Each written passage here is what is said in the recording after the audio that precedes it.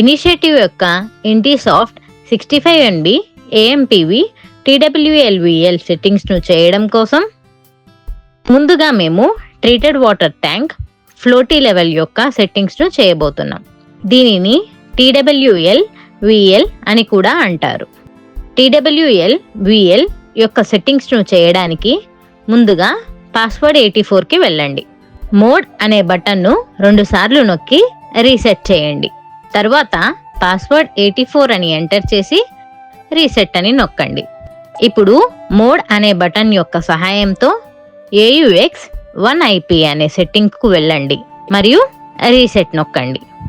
AUX 1IPలో TWLVLని ఎంచుకొని reset అని నొక్కండి. ఇప్పుడు మళ్ళీ మోడ్ బటన్ యొక్క సహాయంతో ఎగ్జిట్కి వెళ్ళి రీసెట్ అని నొక్కండి.